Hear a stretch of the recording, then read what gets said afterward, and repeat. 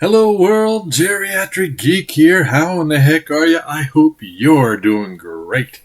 It's another beautiful, beautiful morning here in North Las Vegas. As of the timing of this video, it is Sunday.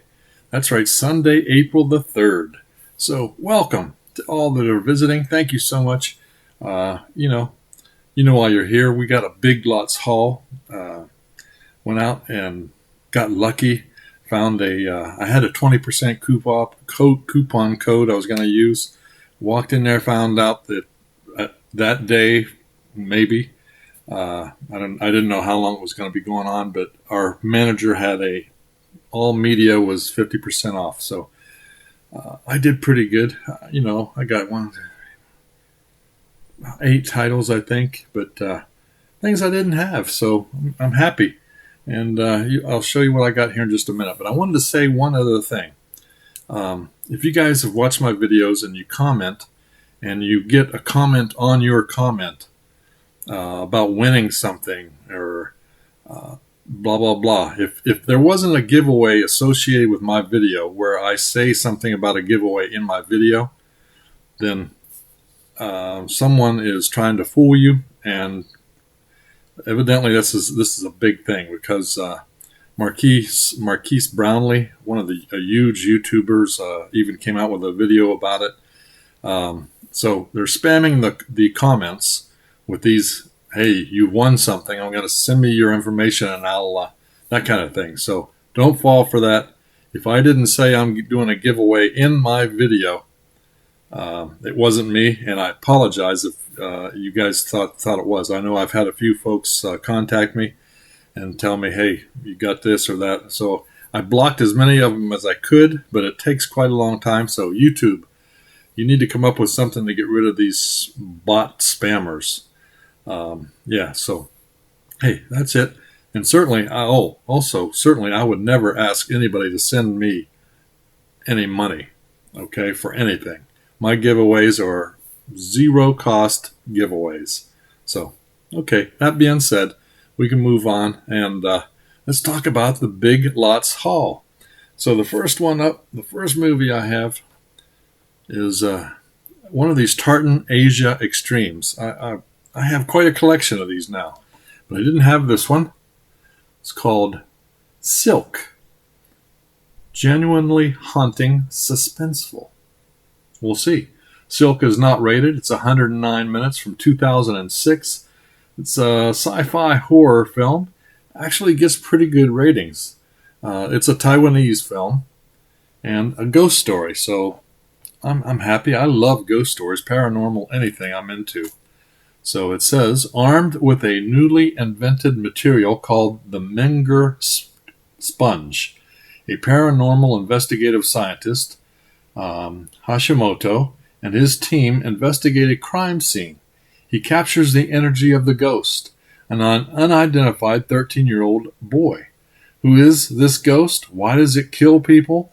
As they get closer to solving the riddle of the boy's past, he learns the horrifying truth. Fearing that the ghost child is dangerous, the team decides to isolate him. But in doing so, they unknowingly unleash a mysterious force, a much more powerful and ferocious energy, to which the boy somehow seems connected. Like it. A thought-provoking, suspenseful, haunting ghost story. Oh, by the way, if you guys have seen any of these, have any of them, and let me know down below what you thought. Please. Next up, Macabre. Macabre. This one has Ron Perlman in it. That's why I picked it up. It's called Poker Night. I just like the cover. I think I've heard of this. I just didn't have it in my collection. So it's also known as The Joker. The Joker. 105 minutes, 2014. Not rated. It's a mystery thriller. Like I said, has Ron Perlman in it. I liked Ron Perlman. And it gets pretty good reviews. There's Ron right there.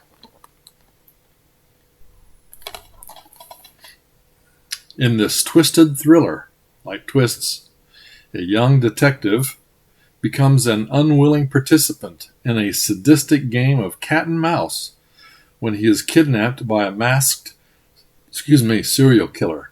In order to survive, the detective must use the wisdom imparted to him by his senior detectives on their regular poker night.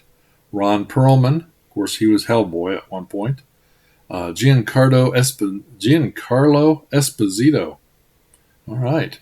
Titus Welliver and Michael Eklund, Ron Eldard, and Corey Lang also co-star.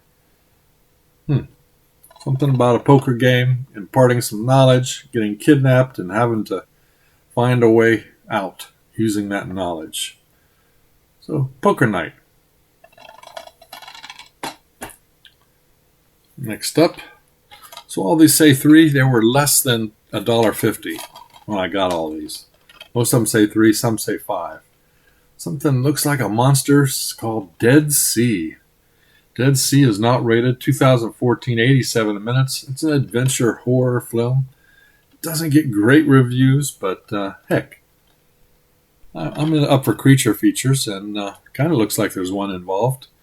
A marine biologist reluctantly returns to the town she grew up in, only to encounter the violent paranoia that has overtaken its locals as they prepare for the return of a serpentine creature said to appear every 30 years to feed.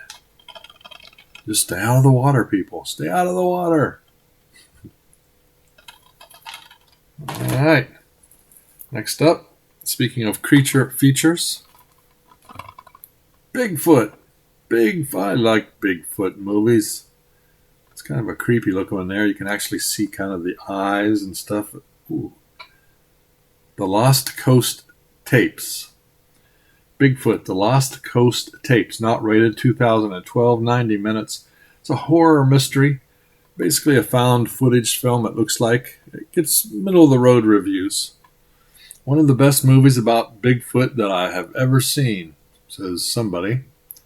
After a Bigfoot hunter claims to possess the body of a dead Sasquatch, a disgraced investigative journalist stakes his comeback and the lives of his documentary film crew on proving the find to be a hoax.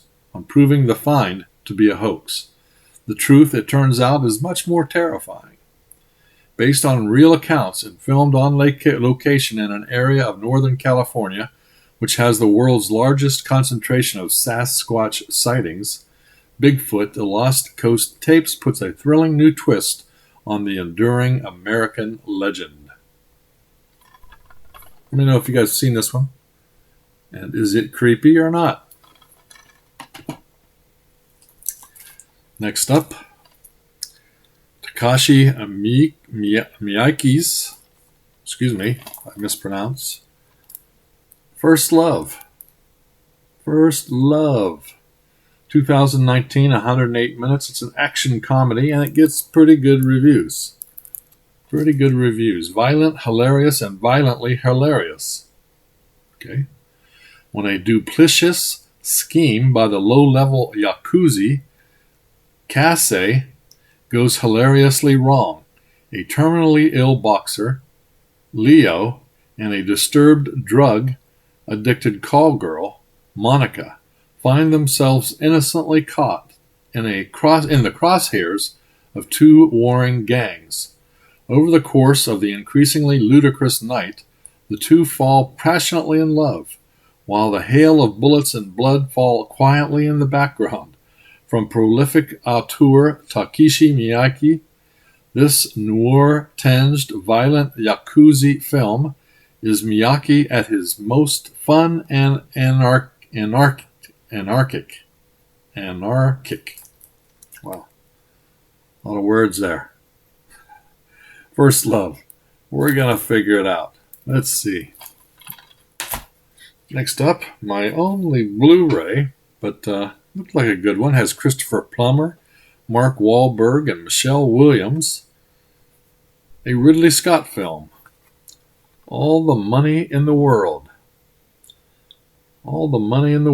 R-rated, 2017, 132 minutes. Gets really good reviews. I don't remember ever seeing this movie. But it looked interesting. It's kind of a biopic drama thing based on the kidnapping of John Paul Getty's, I think his grandson. Yeah, inspired by true events of the Getty kidnapping. All the Money in the World follows the kidnapping of 16-year-old John Paul Getty III and the desperate attempt by his devoted mother, Gail, to convince his billionaire grandfather, played by Christopher Plummer, to pay the ransom.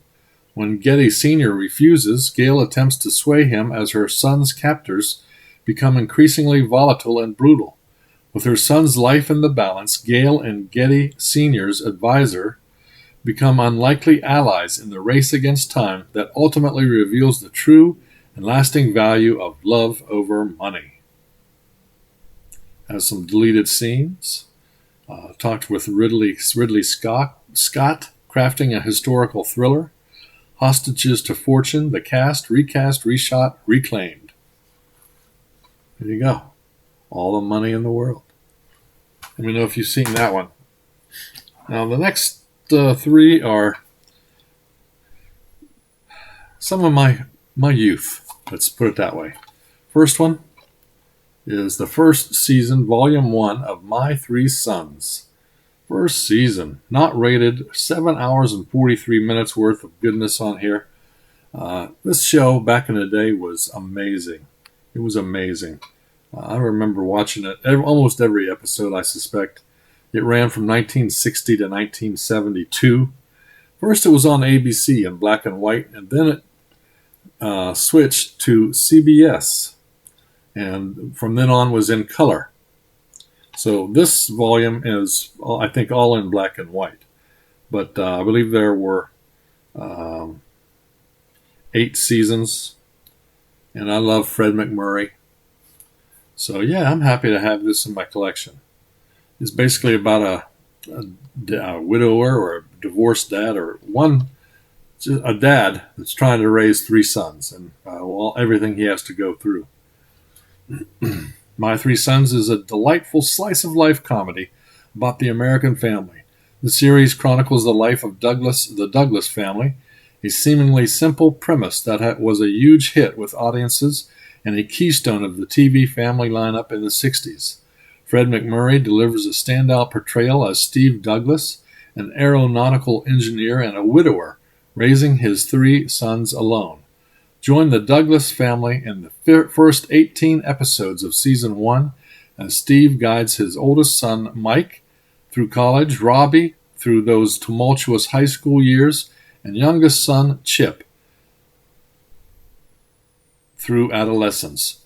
Wrangling his rambunctious group is a full-time job, and that's where Grandpa Bob comes in. Being the cook, the nanny, and the housekeeper to 3 growing boys isn't easy, as Bob quickly finds out.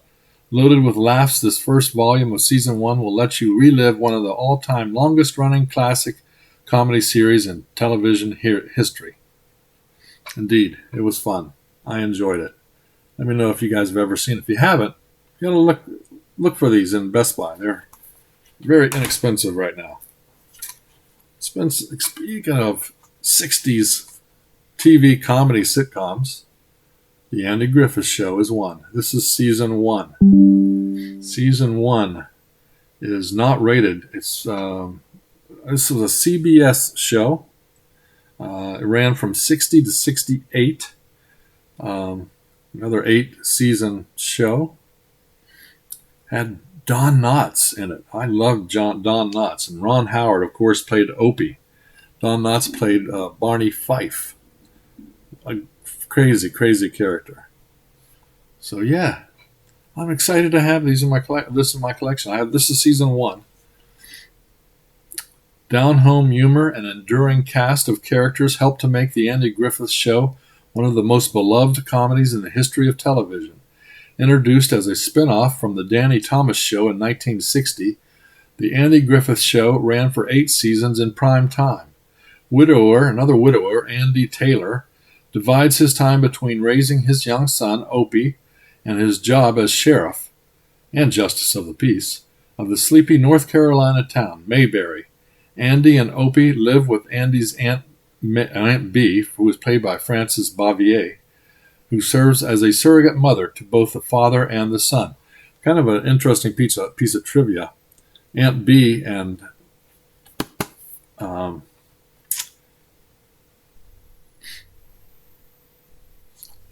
don't know why I'm drawing a blank right now. Aunt B and Andy Griffith did not get along in real life during this show.